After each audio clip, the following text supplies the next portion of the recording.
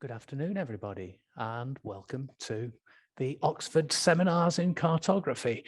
It's if you're not in Oxford or you're not in the UK at the moment, it's just starting to go dark, but it's great to welcome you to Oxford and to a first seminar in this year's series.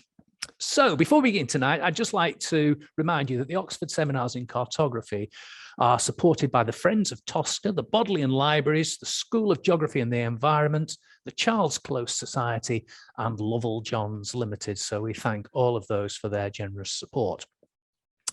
Which brings us on now to this evening's talk. I'm delighted to welcome André Reyes Novaes from the University of Rio de Janeiro in Brazil. And André will be talking to us about mapping practices in Amazonian borders, indigenous knowledge and guesswork in Percy Harrison Fawcett's explorations.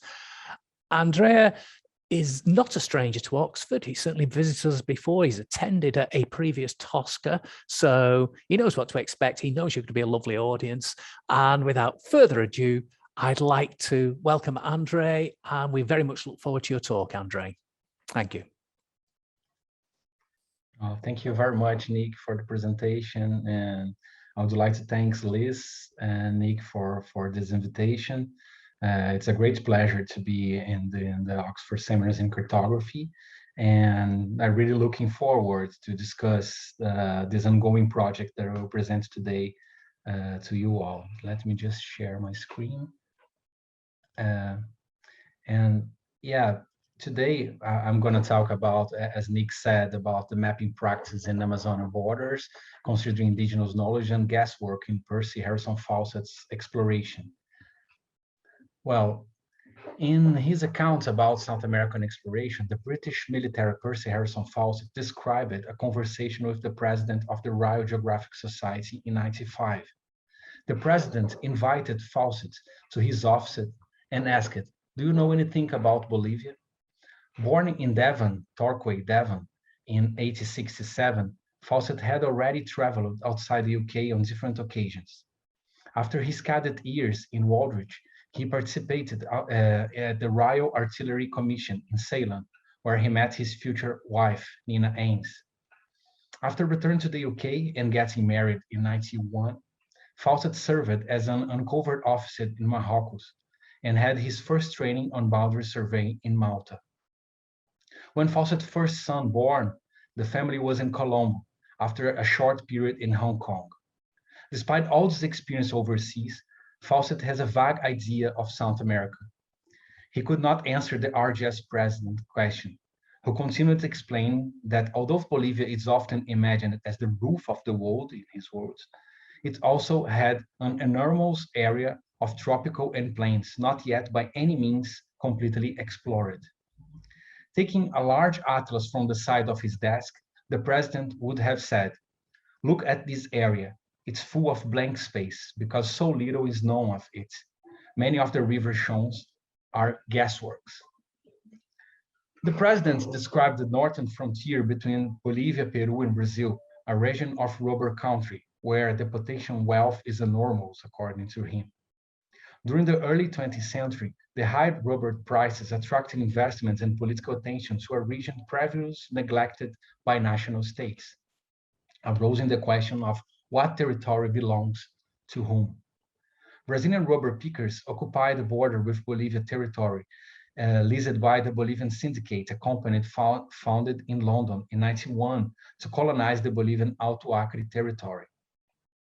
These overlapping territorialities created a diplomatic conflict, solved by the Treaty of Petrópolis in 1993. According to the treaty, Brazil agreed to pay £2 million to reimburse the company, and Bolivia gave up from 70,000 square kilometers of land lying between Acre and the source of the Javari, where the state of Acre was created, changing forever the shape of the Brazilian map. This map, organized by Plácido de Castro, this one that I'm showing now, the ruler of the new Brazilian state, was the first Brazilian map of the region after the Petrópolis Treaty in 1993, showing the borders between Brazil, Bolivia, and Peru.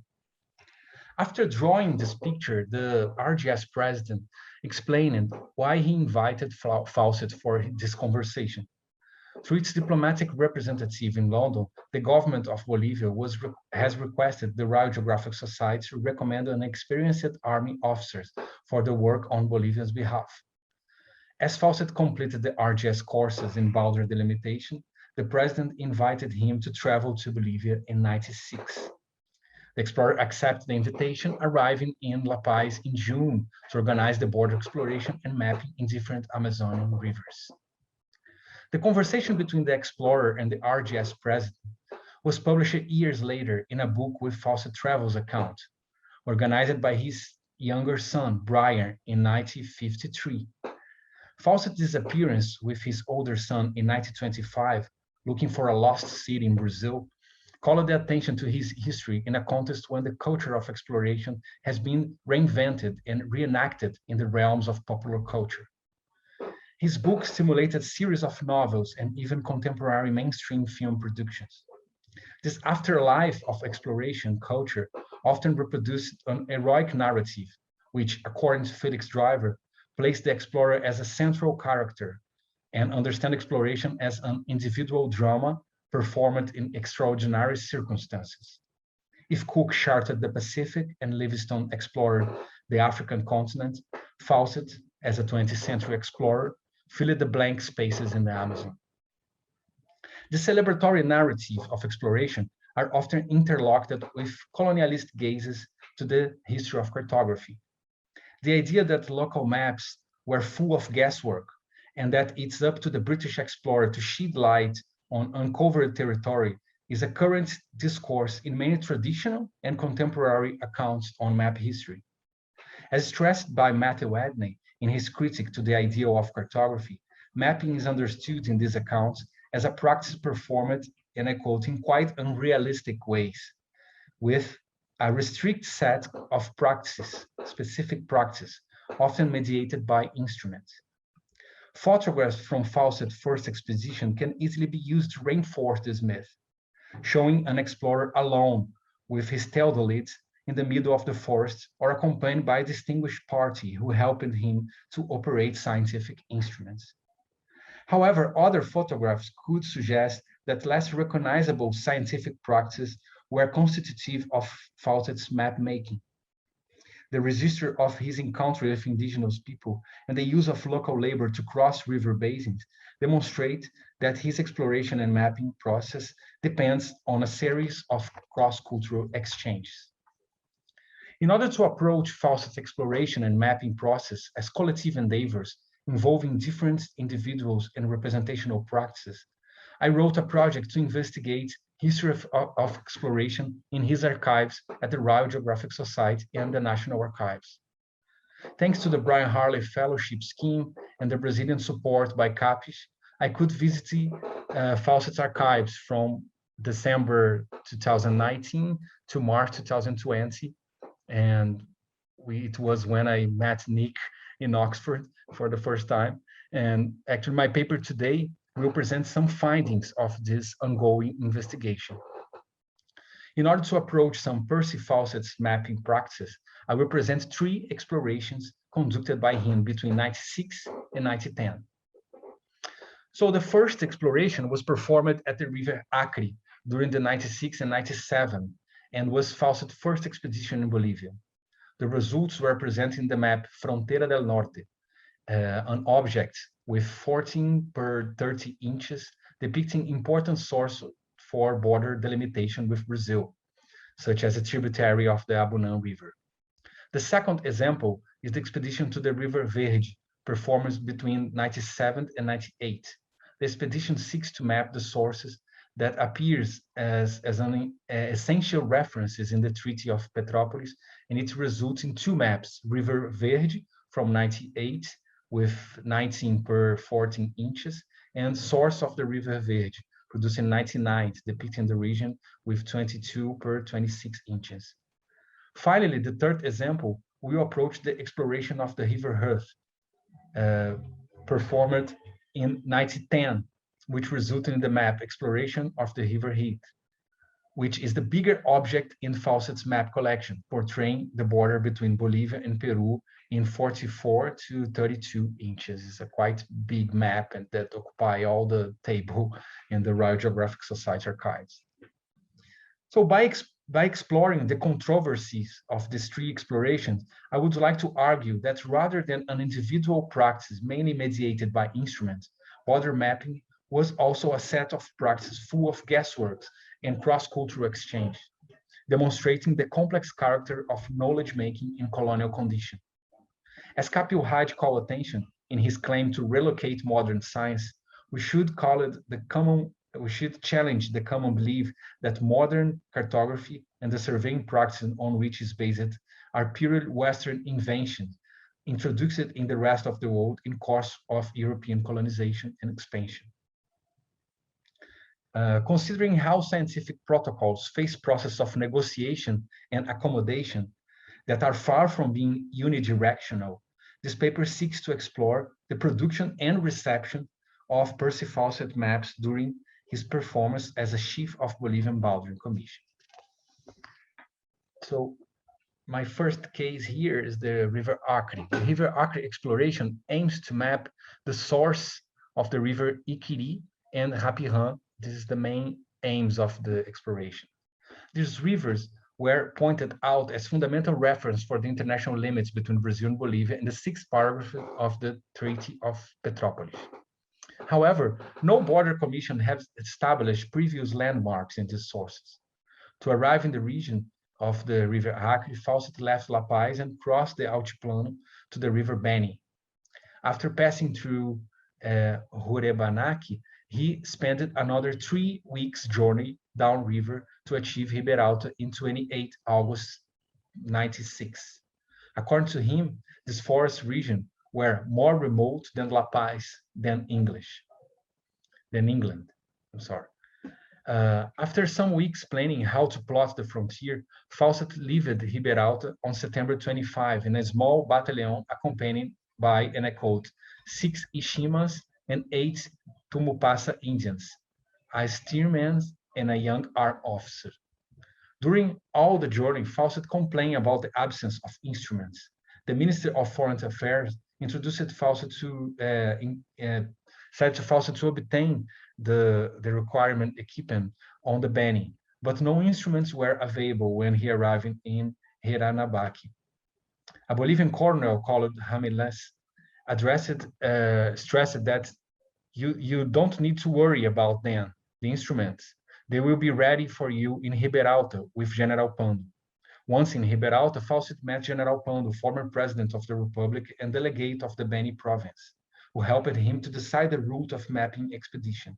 However, no instruments wait Fawcett in Riberalta or Vila Bela, and he realized that his mapping work would have to be made far from the ideal scientific conditions. And I quote, "There were no chronometers, and one had been stolen, and the other was in Manaus for repair. And the only theodolite was so badly damaged that it could not be used." Fawcett therefore concludes that the mapping work, an important, if not vital matter to Bolivia, would be carried out only with his own sextant and chronometer watch.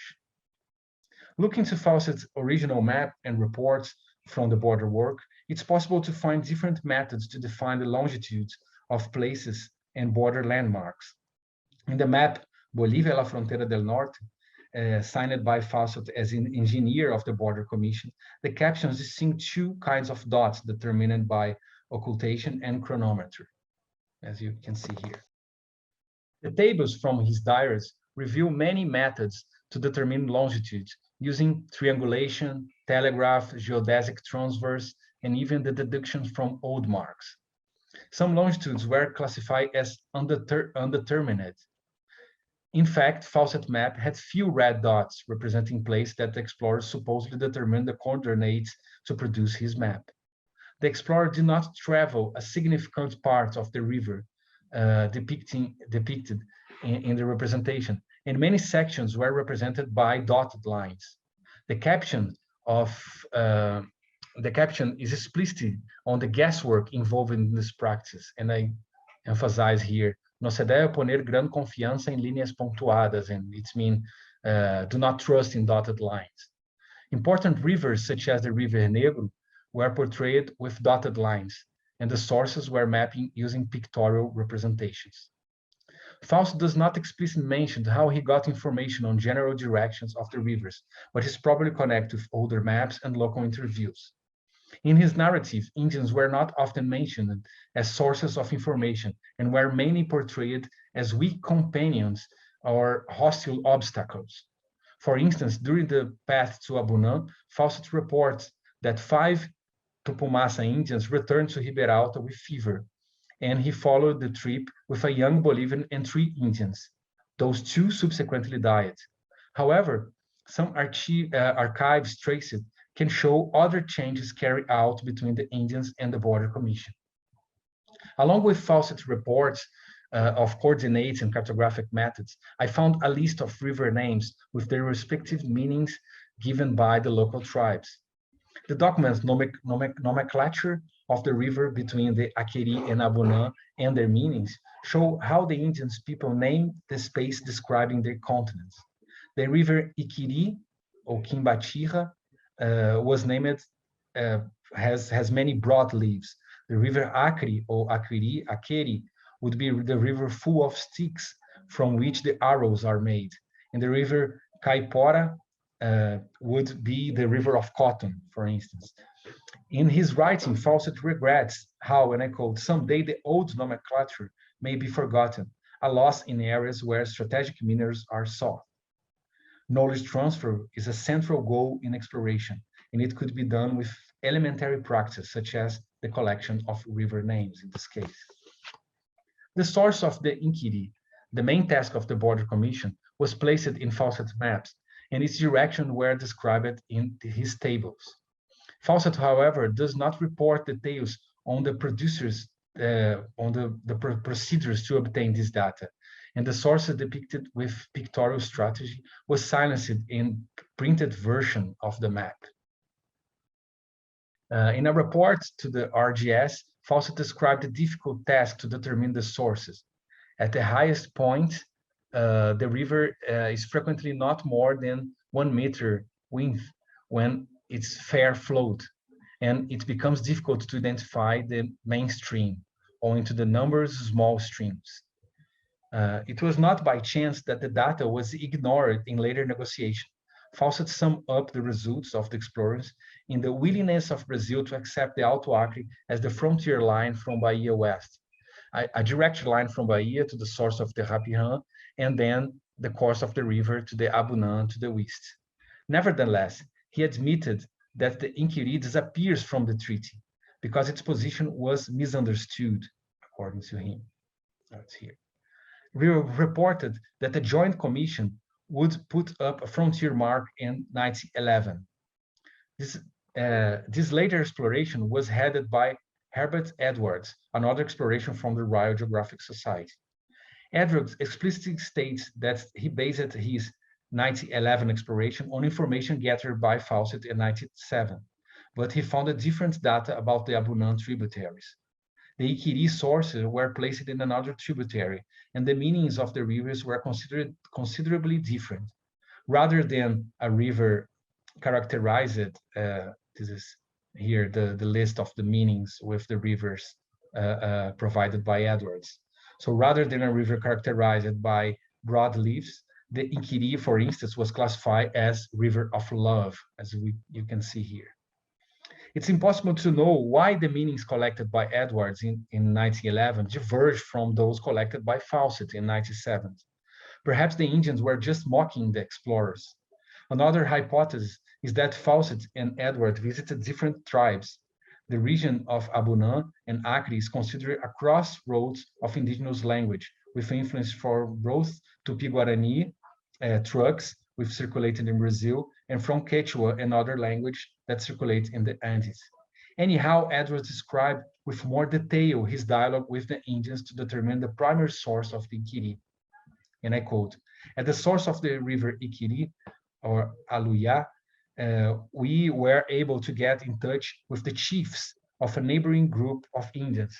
The chiefs indicated to us the source of the stream, which they and their fathers had always known as the Ikiri, and the commission accepted the stream and sources as the mainstream. By accepting the stream informed by the native population, the commission exemplified how knowledge transfer is a cartographic practice in border mapping.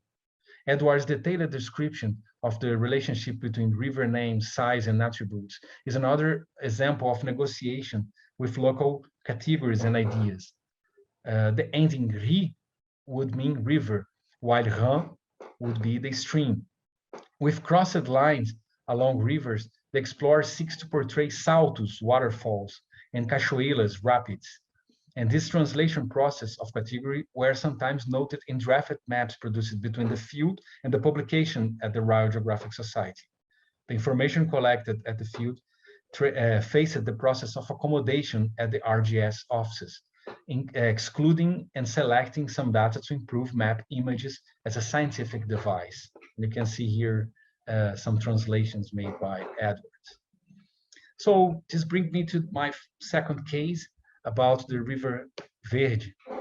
After his exploration at the Acre, Fawcett went to Corumbá to join the Border Commission and make some geodesic measurements.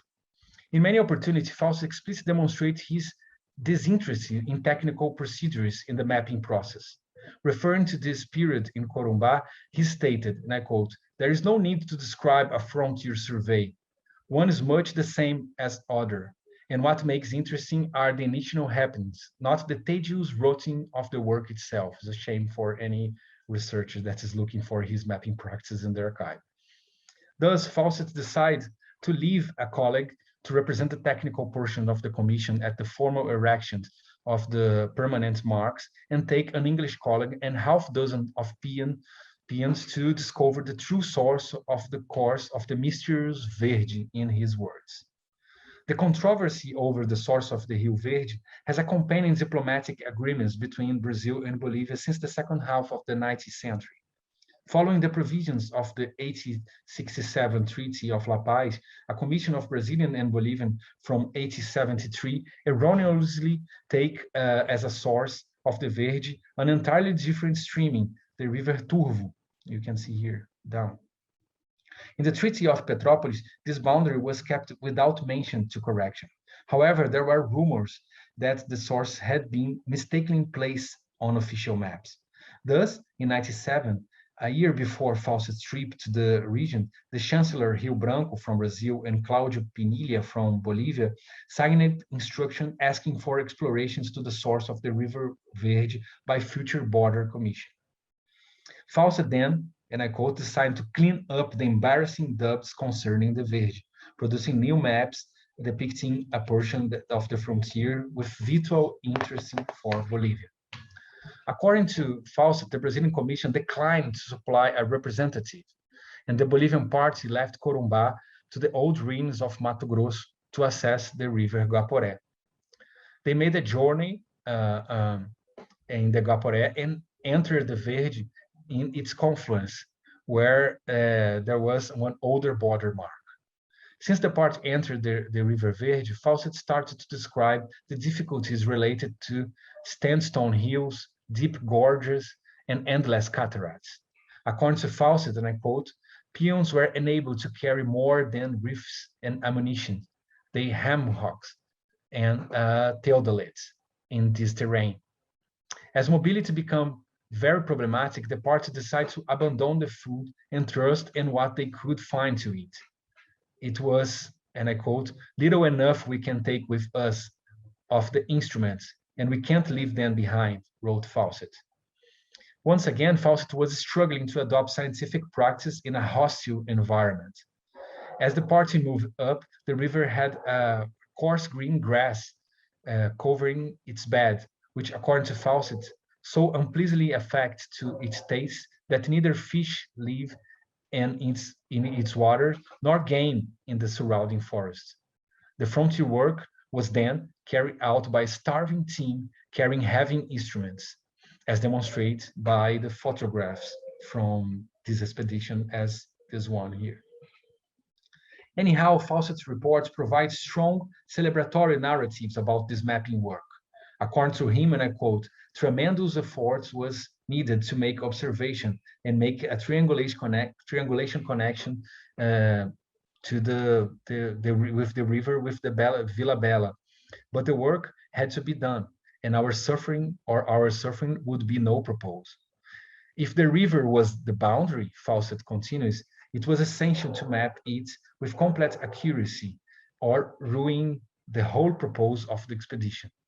In Fawcett's narrative, the observation made by Bolivian Border Commission enabled every line to the river to be accurate mapped, thus saving about 1,200 square miles from Bolivia. During the following year, 1999, Fawcett returned to the same point that he considered the source of the Verde, accompanied by a Brazilian party to join erect the mark and record it permanently as a frontier point. After the second expedition, Fawcett made the map source of the Rio Verde, where he pretends to use contour lines and not just colors to depict the mountains. The few numbers of altitude information portrayed in red and the shape of Fawcett curves suggested, however, a high degree of generalization, and why not, guesswork in Fawcett's cartographic practice.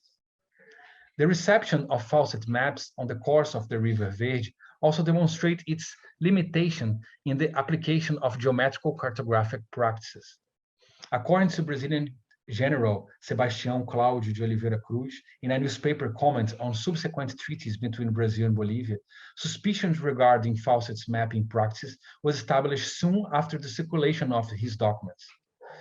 It is not by chance that the Chancellor who requested the exploration of the Rio Verde, Rio Branco, and Cláudio Pinidia, met in 1911 and did not mention Fawcett's maps or the corrections of the source of the Turvo River.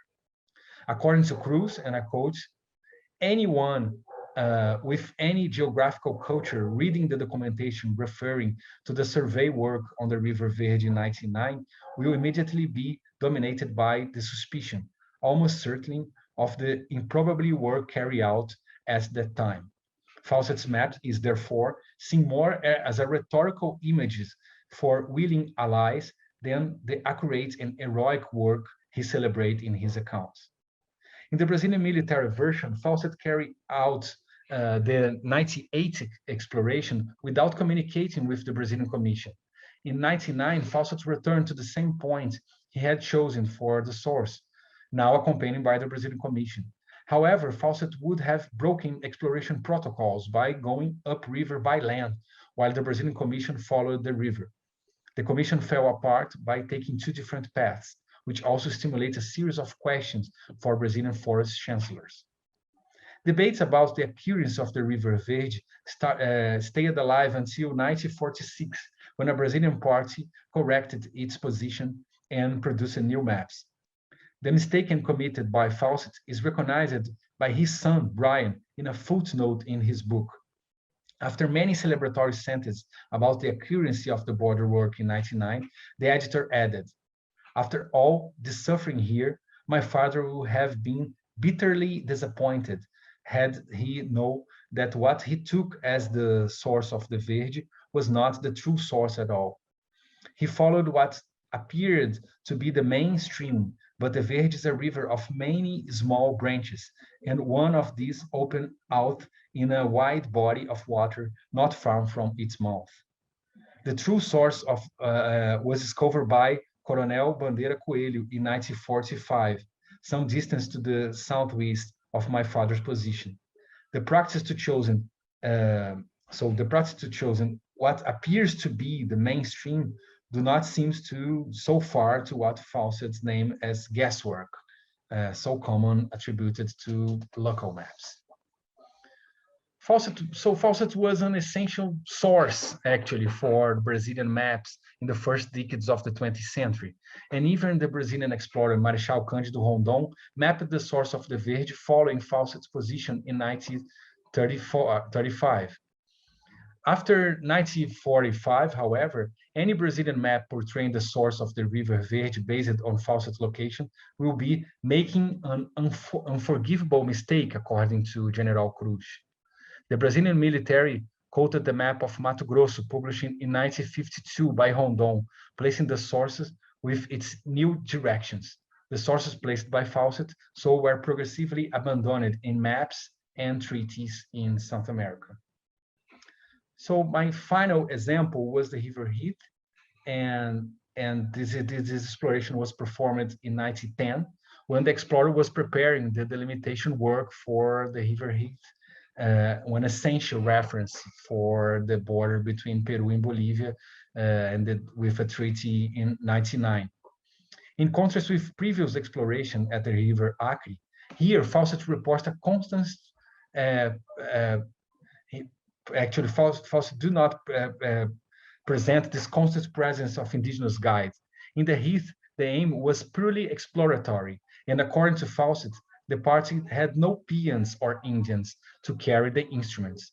Fawcett reports that he asked the Bolivian government to contact in England 6 officers, and his party was composed by 6 Englishmen and 1 of Bolivian officers. So the group gathered by Fawcett arrives in the Amazon forest through roads recently opened by rubber companies. In the southeast of the upper Tamboapata, connected by the forest tract to Apollo, Fawcett identified the presence of an English rubber syndicate, which means, according to him, and I quote, 1 Englishman and about 300 Altiplanese Indians. Using the paper from this rubber company, Fawcett sent a set of letters for the RGS president from São Carlos, that is here in the map. The party reached Asilheiro, where the Inca Rubber Company operates. They took a boat down to the Madre Dios and to arrive in the Heath River confluence. Before arriving at the river, Fawcett stressed how it was essential to make friends with the Indians if any passage through their country is to be assured. A few miles from the confluence, the first encounter occurred when the party had an uproar of barking dogs, shouting men, and screaming women and children. The explorer stopped the canoes in the opposite river bank.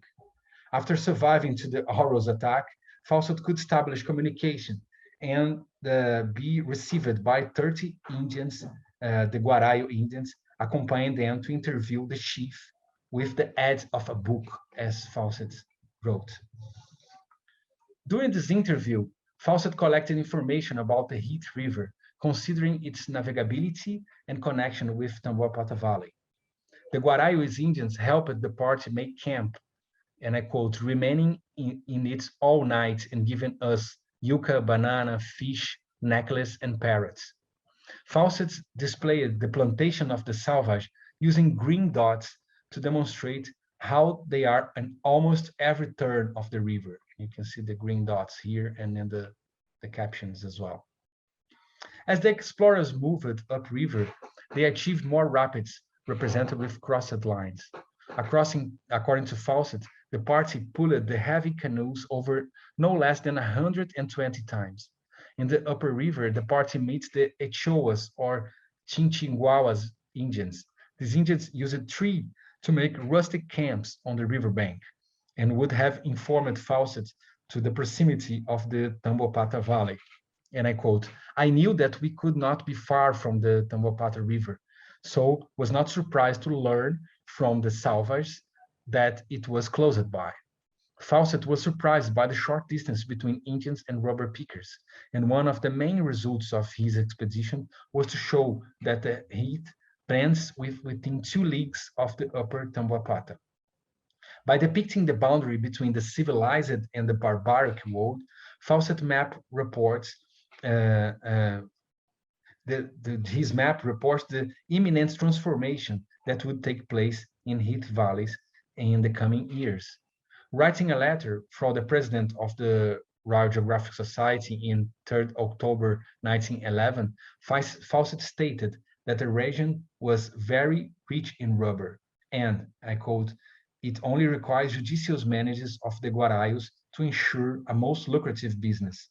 The Guarayos were the unique troublesome obstacle, as he wrote.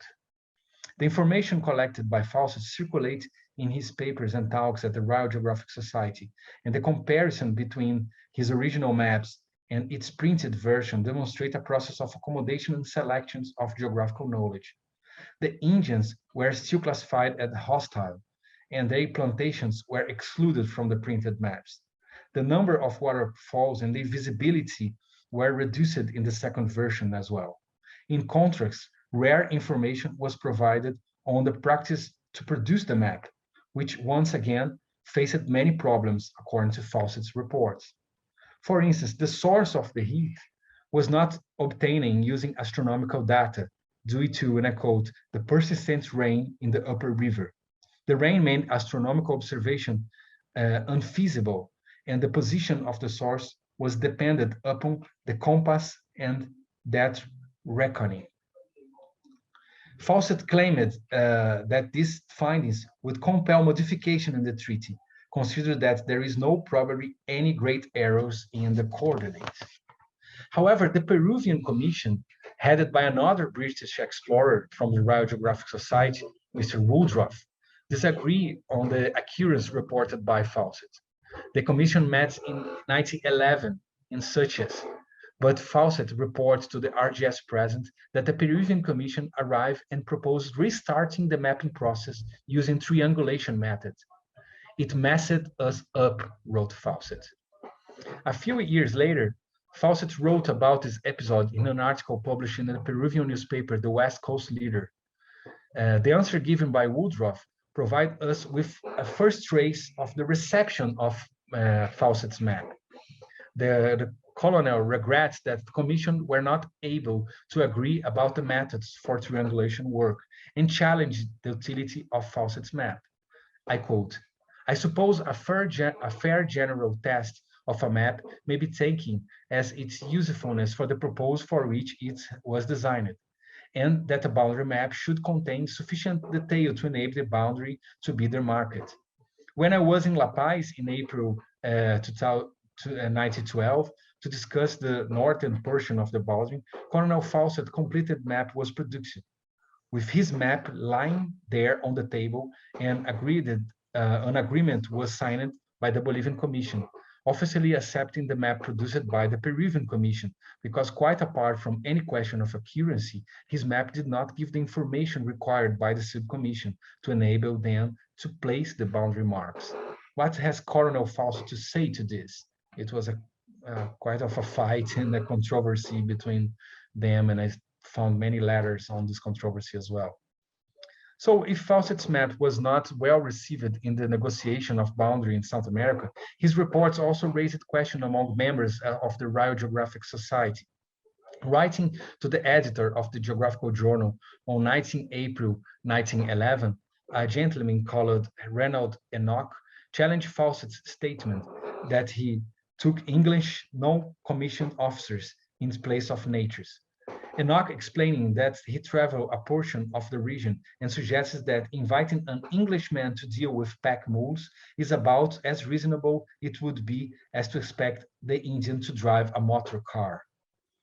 Kelty answered in a letter from April 22, stating that he does not see anything to criticize, although he recognized that Fawcett did not entirely dispense the natives. The editor was quite rude with the commentator. Your letter goes into many irrelevant matters, said Kelty. So Enoch, this is all part of a little bit about the reception of Fawcett's work. So Enoch answers the letter the next day, challenging again the supposed use of Englishmen in the work of carrying, path clearing, and mule driving in the region. I do not believe that extended survey work could be done without the service of natures and proper protections. Indeed, there were many indications that Fawcett did not stop using the natives in his expedition. In a letter sent to Kelty in October 1910, he declared that he got, with great difficulty, 14 men in the mountains, and the challenge to assembling personnel was often mentioned.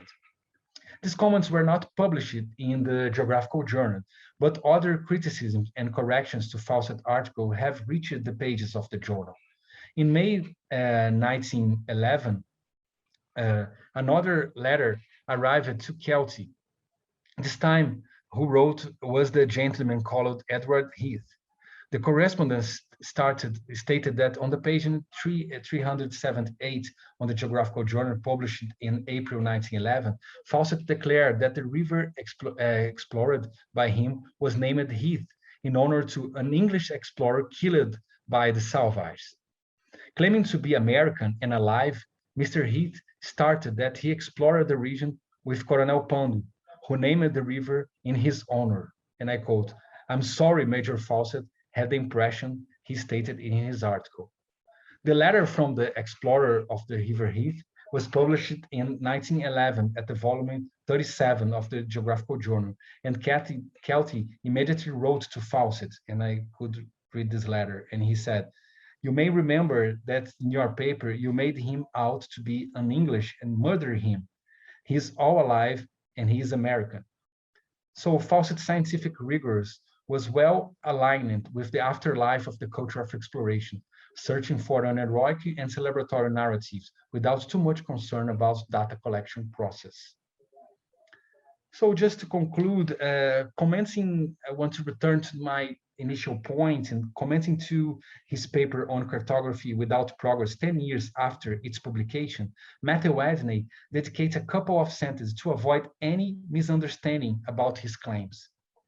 And I quote, "This is not to say that mapping was never progressive," he wrote, "but when scholars employ the word progressive, they must be absolutely clear about how they define it, how they use it, how they measure it qualitatively and quantitatively, and how it is limited to specific aspects of certain mapping practices. Cartography practice must be demonstrated, not presumed," according to Edney. In the case of mapping practice applied by Percy Harrison Fawcett to map Amazon rivers, often considered in a colonialist narratives as a great scientific light in an unknown region mapped by guesswork for local institutions, it's become pretty clear that the progress was more presumed than demonstrated. Considering not just the production, but the reception of these maps, it's possible to state that Fawcett mapping practices raised up a series of controversies in South America diplomacy debates about border mapping. Rather than a neutral surveyor sent for mediate conflicts and apply scientific techniques and instruments to an unknown place, Fawcett was part of overlapping territorialities that interlock state agencies, indigenous tribes, and Anglo-American rubber companies. The focus on the cross-cultural exchange between these actors, considering the asymmetrical power relation and their role in map production and circulation, could reveal different knowledge negotiations and accommodation process that, as stressed by Kapil Hyde, are far from being unidirectional. Therefore, the study of boundary commission and their mapping practice could be essential to approach guesswork and cross-cultural exchange as constitutive practice of territorial surveying map-making in South America. Thank you very much for your attention. Well, thank you very much indeed, Andre. That was just really very interesting. I enjoyed that very much indeed. Fawcett is in British eyes really a man known for disappearing, which is perhaps a strange claim to fame. From his last expedition, where he went in search of a mythical lost city and disappeared. And I think it's interesting that he would be very, very little known indeed had he not failed so spectacularly. And in a sense, there's a narrative of failure there that we can pick up from people like Captain Scott in the Antarctic, of heroic failure, and Fawcett as well, the idea that he gave his life in the service of science, but didn't succeed in that. Is there anything of that in his South American reputation, I wonder? Yeah, actually, he's quite well known. I think in the same way that he is well known in UK as well. Like as you said, as someone that's have one heroic failure. I like this expression. It's like he tried to discover a new city and a new civilization, and he failed on that. And I think it's quite similar. He's not looked as someone that's like a colonialist or something like that. He's very understood as a scientific person trying to map the territory and know new civilizations. So, but what struck me was how he was really famous, but at the same time, there's not too much work on his trajectory, mainly in this part of his life as a board and commission chief. So so yeah, I think like it's quite similar the way to see Fawcett in UK and in South America. Of course, in South America he's less famous because of the Royal Geographical Society and all this thing. And I also just one final point that when I was in the National Archive, I collected many documents that I couldn't explore today about the search for Fawcett. I avoid this part because I have many things wrote about that. But it's quite interesting in Brazil and in South America how the newspapers follow the search for Fawcett and the comparison between him and other explorers and the Vilas Boas brother that found some traces with Fawcett's remains in some indigenous tribes. So have this search for Fawcett is very important in Brazilian media as well. That's very interesting. Thank you. I'm sure we'll get on to some specifically cartographic questions, but it's interesting that sort of notion of failure baked into British exploration narrative. So may I invite our audience, if they would like to write questions in the question and answer facility. You'll find that on the bar at the bottom of your screen, and do feel free to type your questions, and thanks to André in advance for answering them. I'm pleased to say we've had one question already, and that's from Paul Hughes. And Paul says, you made several references to longitude and that Fawcett had 3 means of determining longitude. Taking a chronometer over land shocks it. Can you speak of what magnitude of error that his chronometer accumulated through the expedition? Oh, thank you very much, Paul, for the question. Actually, all this investigation lead me to many areas in cartography that I'm not that used to explore. So I'm learning a lot to know more about the methods that Fawcett was using. And of course, it's shocking how he could say that he was doing just with a chronometer and with this journey in the land.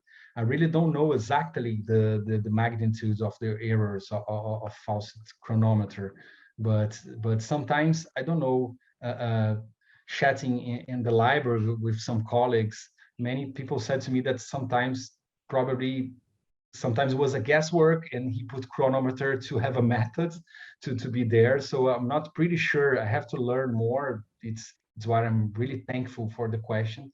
But I think some of the points, according to some colleagues, some of the points that he wrote chronometer probably have a huge mistake, and he just have to pick up a method and to put a method in his map to improve the map as a scientific device. So I think it's, but yeah, I have to learn more about the magnitude and how he used the chronometer. One very interesting thing is that in the end of his book have his son Brian Fawcett said that he got the chronometer that he used in the explorations. So probably his chronometer is in the Royal Geographical Society. He said he talked about one wood box that chronometer was inside, and he received from the society, and that give to his mother. And it would be nice to be more deep engaged in the instrument and how he used these instruments, because the instruments are still there in the archives. So very nice questions. I have to work more on that. Thank you. That's very interesting indeed. Can you tell us a little more about the instruments that he did have? I think you said that he didn't have a theodolite, and that he had only one of his 2 chronometers. And then later on you mention compass, for using compass and dead reckoning.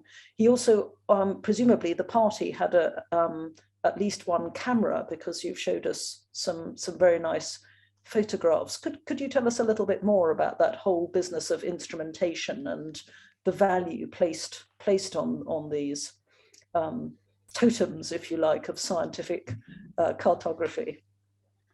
Yeah, actually, it's hard to trace where, like, which instruments he have in which place of the map. I try to do that, but actually his account is quite contradictory sometimes. For example, for the Rio River Verde, he said that he have a theodolite, but any photographs registered the theodolite in the River Verde. So again, I think as the compass, I think he said that we're not pretty sure. I need more evidence and more go deeper in his diaries.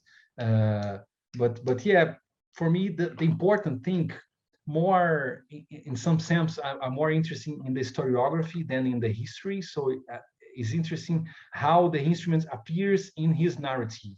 This is my interest in this study. More than how he actually used the instrument, is how he used the instrument as a narrative strategy to talk about him as a scientific person doing science in South America. So it's very interesting how he have to quote all the instruments, but definitely they are like this device of science. But if he used or not, seriously, I have some evidence in some places that he used the theodolite. For example, with the photographs, that is quite interesting to complement these two informations, which instruments appears in the photographs and which instruments appears in his accounts. And it's hard to do this balance of information, but I could do, for example, in the Alto Acre, I know that had some photographs with the theodolite. That photograph that he's alone with the theodolite there, I think it was in Alto Acre, and actually he took the photographs. And this, I don't know, for example, this photograph that he appears, I don't know who took the photographs, but in many parts he even talked, that I think it's a very interesting point about how again, all this discussion about the calibration of instruments. He talked about how he lost one completely set of photographs because of the humidity of the air, and how it's hard to transport the camera. And at some point, I noticed that he talked about many instruments, but the camera is one of the most important instruments that he wants to take for granted that it's there, like he needs the camera. And also, of course, just to one final point on this, it's about like the circulation of the photographs as well. For me, it was interesting to see how, taking into account this era of one culture of exploration, one afterlife of the culture of exploration, it's interesting how Kelty in Royal Geographical Society was chatting with Nina about the photographs when Fawcett will send the photographs, and this is a very valuable source, I think, for publication, for popular accounts as well. So they are really concerned when he will send the photographs, have many letters changing about who will publish the photographs. And so I think it's why he was so interested in the camera. Okay, it's a guesswork of my part, but I think like that the map, he can invent it afterwards. He can draw the map. The photos, he can't invent it. He can just draw the photographs. So it's a very important instrument for him during the journey. Thank you. Now, questions are flooding in now. Francis Herbert, whom I'm sure you'll remember from the Royal Geographical Society. Francis says, remembering your previous writings and publications on Brazilian newspapers and their political bias, what was the political bias of O Seminário, in which the Army General rather dismissed Fawcett's inevitably inaccurate survey? Oh, it's a really nice question. First, I want to thank Francis, because without him, this research will be impossible, because he really, yesterday we were in the workshop in the Royal Geographical Society with this practicing historical geography, and we are talking about how hard is to read one archive that is not in your native language. And the letter from Fawcett, it's just horrible awful. And when my first week in the archive, I was completely desperate because I went there and, oh, let's read the Fawcett's letter, and I just couldn't understand a word because it's really hard. And seriously, Francis really helped me to, he sit down and, come on, let's try to read this together. And he helped me a lot to translate, first translating to English, then I translated letters, the Fawcett calligraphy. But yeah, of course, like it's I came through, and it's important what Francis was saying, because my previous research it was on newspaper maps.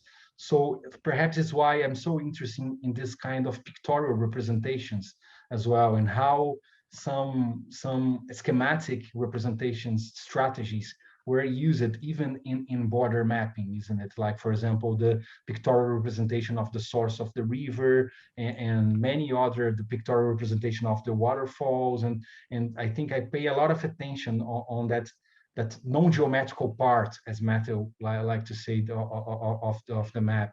So it's very interesting for me to focus on this kind of representation strategy. But yeah, Francis, I think the political context, it's something that I want to work more, because it's quite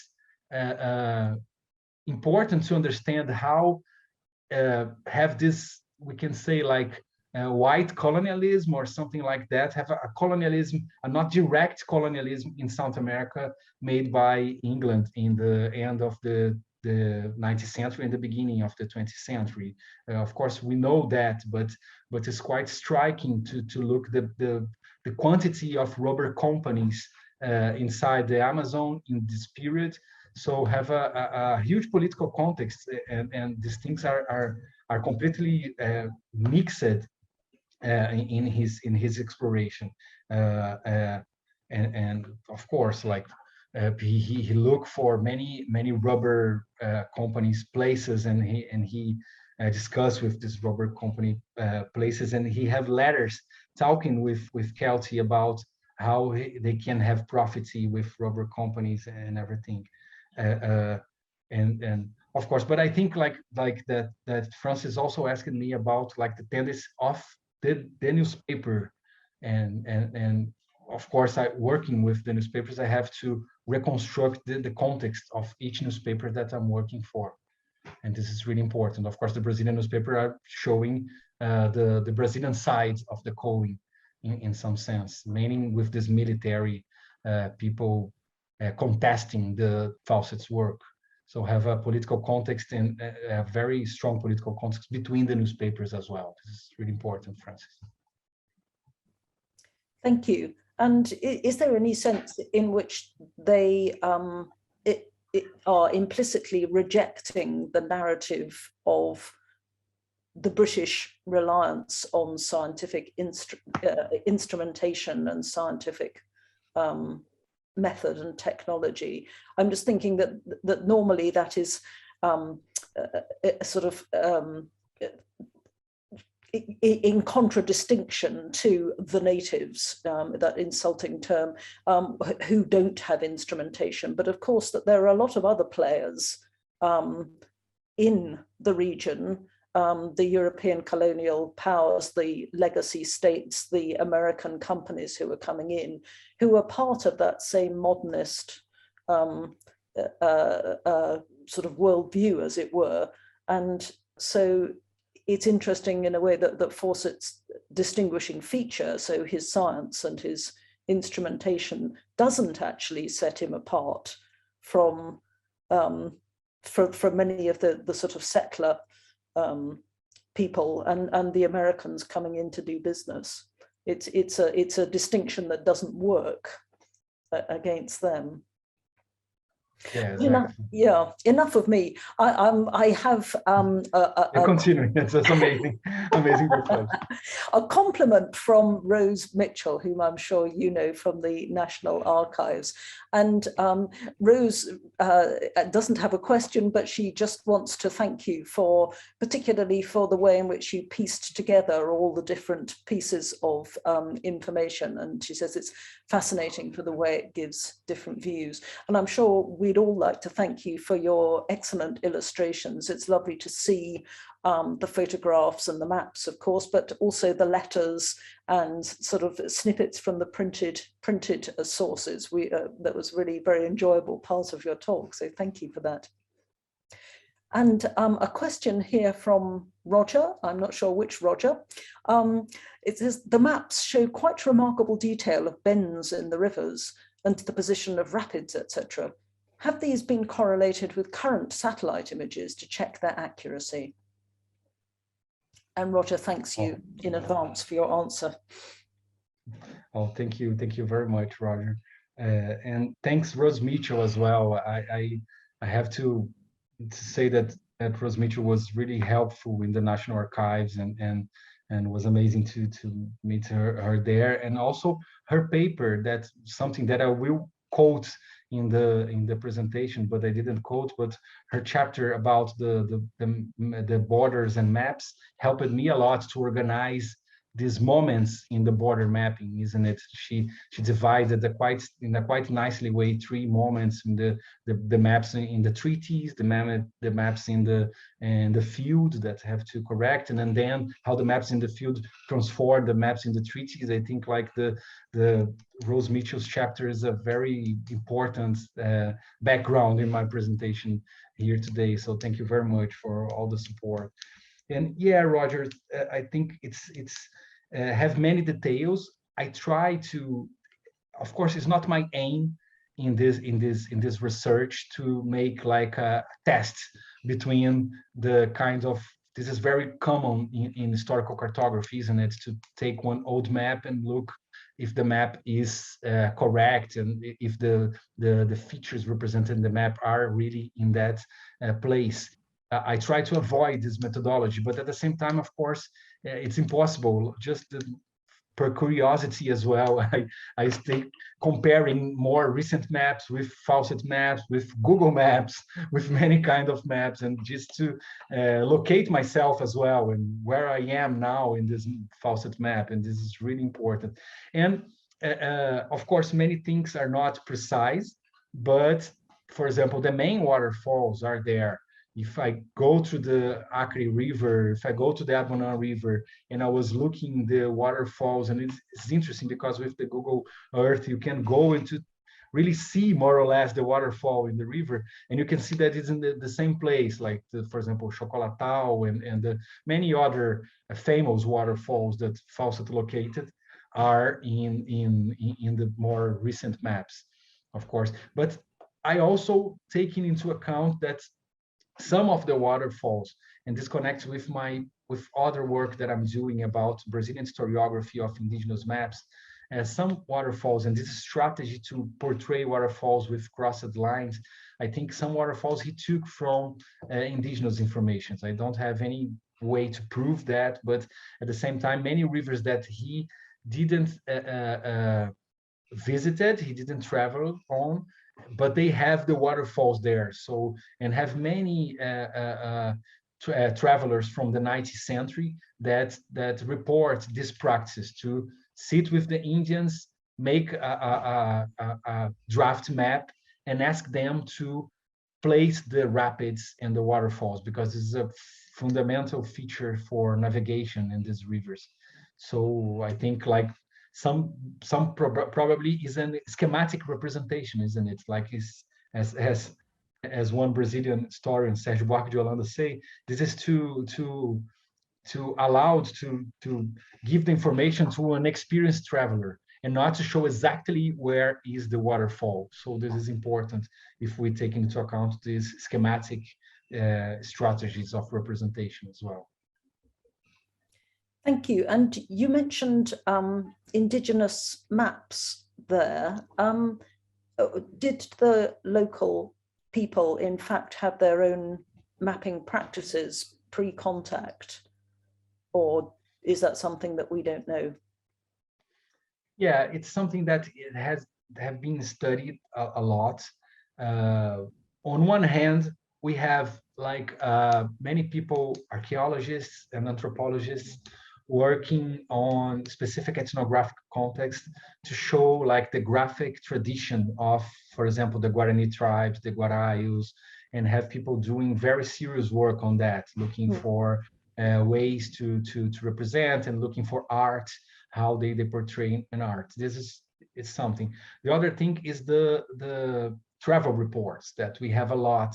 And this work that I have been doing, it's using travel reports as reports of encounters, and have many German explorers and many other explorers that report how the Indians have a huge spatial knowledge and of understanding.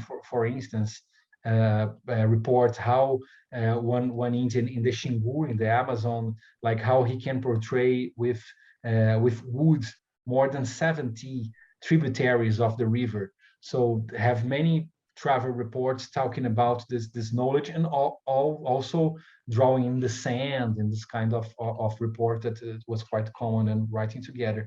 But saying that, I have to say that it's a huge and a very long term, a longue durée, if you like encounter, isn't it? Like if we think that the Brazil becoming to be colonized in the like 500 years ago, so we have a lot of interlocked and a lot of interactions in the practice of representation, isn't it? Like, and this is very important for the colonial approach that have been studying South America mappings, because, like, of course, the cartography was not ready when cartography arrived in South America. If you think, like, in the first mappings from the Portuguese, they are not ready. These arguments that the modernity exists with the coloniality, isn't it? So you don't have one cartography ready in Europe that arrived in Brazil, and then we can split what is really native and what is really from the newcomers. I prefer to work, as Capio Hyde, that I quote a little bit, with this main direction contaminations. All the knowledge is contaminated, and I think I try to avoid this question about if the Indians have a properly or a native or autochthonous ways of representing, because I think they learned with the Portuguese and the Portuguese learned with them, and have these interactive paths to construct the modern cartography. It's a point of view, of course. Yeah. Thank you. So we have a question from Julia. How did they, Fawcett and his party, communicate with the local people? You mentioned using a book to speak to the Guaraio chief. What would that have been? Yeah, I would love to know more about that, actually. Of course, he mentions many times it's very contradictory.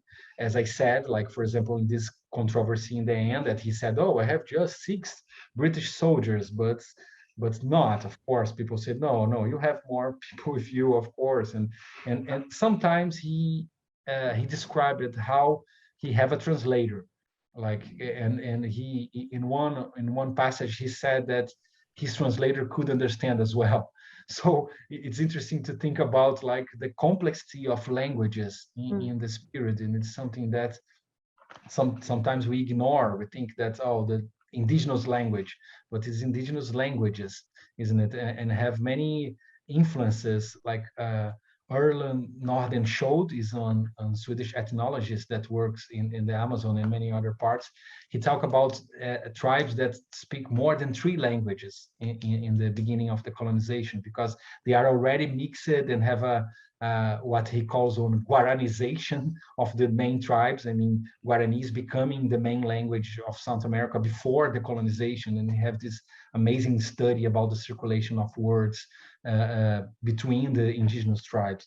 So, but yeah, I don't know too much about how Fawcett communicates. Sometimes he said that he learned one word in one tribe and tried to apply it to the other tribe. And he said a little bit about that. But the book, for me, is a clear evidence that sometimes the graphic language it's a solution if the people can't communicate deeply.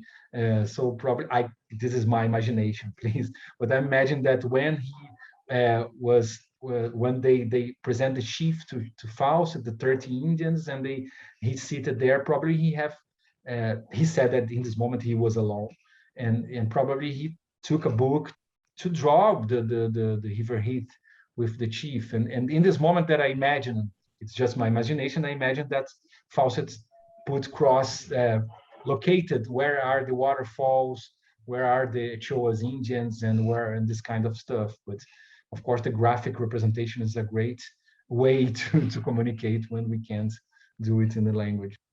But yeah, I have to find out more about how he communicates. Thank you. And Francis Herbert writes again, you mentioned someone's opinion on the purpose of a Fawcett map. You will recall Markham's reasoning in his October 1910 Geographical Journal article covering the maps of South Peru and North Bolivia at 1 to 2 million, and its manuscript basis at 1 to 1 million in the RGS map collection. Markham states several purposes that this map might be useful to different audiences. So I think that's less a question, but a comment, an interesting comment on sort of contemporary maps contemporary with Fawcett's coming into circulation. And this is amazing to for me, of course, Francis know a lot about that, but the discussions between the explorers is something that for me was really was a surprise in the archive. I expected more to stay in the letter, perhaps because of the letter that was too hard, and I went to study a little bit, like to refresh my mind a little bit, like how Fawcett appears in other explorers' accounts. So this is a very nice thing to explore as well, because I have many discussions between them, and also return to the previous question. It's outstanding to see how many commissions in South America have British military from the Royal Geographic Society. So they are doing a dialogue between the boundary commissions. But they are all from the Royal Geographic Society, and they are mapping from different sides. And I think this is a very interesting aspect as well to take into account. I was about to ask you about that, in fact, that when did that tradition start and with whom? Of Brazilian governments, South American governments, I beg your pardon, regarding the Royal Geographical Society as a sort of locus of scientific knowledge? Yeah, I don't know when started. It's a very nice question and an important one. I have to have a look if it's more on something that happened in the end of the 19th century and the beginning of the 20th century, or if we have previous experience on that. I think this is a very important moment to the delimitation of South America borders. And this is a moment that, okay, we have the treaties, we have everything, so now it's an important moment. We have many important moments in the delimitation, of course. But one interesting aspect, Liz, as well, is how Brazil never used it, as far as I know, Royal Geographic Society members, different from the neighbors. I have to study more on that. Probably like Brazilian institutions, it's hard to say that they are they grow it more or they are more consolidated.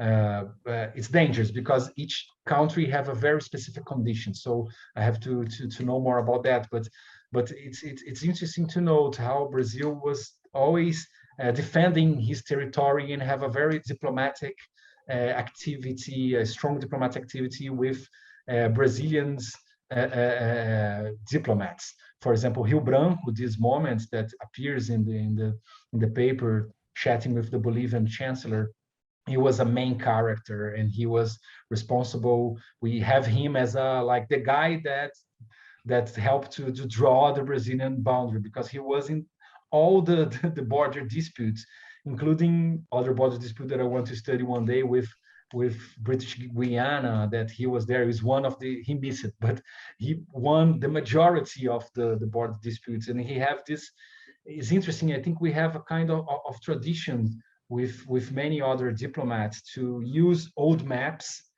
to argue for in border disputes. And this is something that, of course, many people study in Brazil, but can be more explored in the history of Rio Branco and how he acted and how he used the history of cartography as a tool to fight for territories. And he won the main majority of the dispute that he entered in the end of the 19th century and the beginning of the 20th century.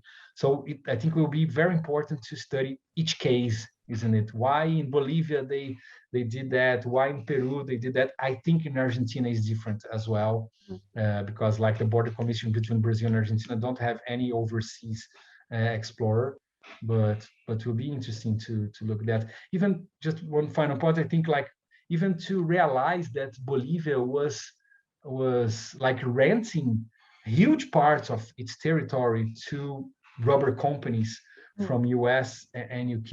It's quite striking in terms of Brazilian obsessed with its sovereignty, isn't it? Like, because like it's different the way that works, even the legal way that works in Bolivia and in Brazil.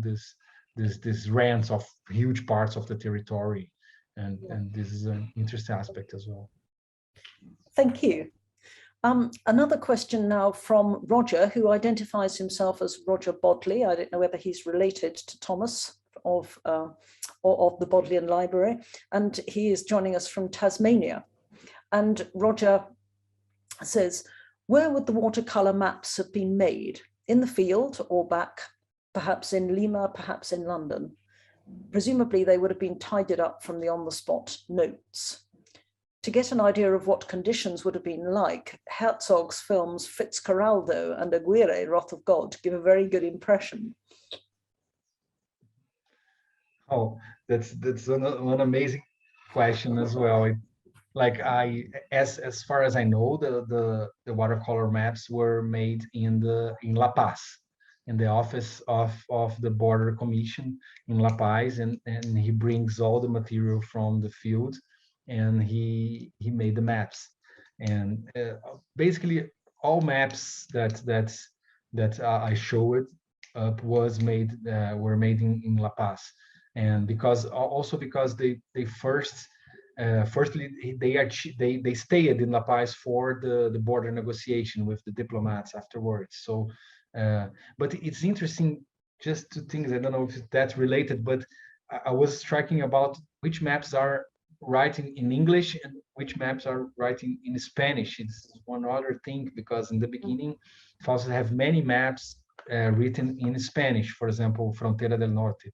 And then he turned to the maps written in English. That for me sounds that he were mapping for the Royal Geographic Society more than for the Border Commission.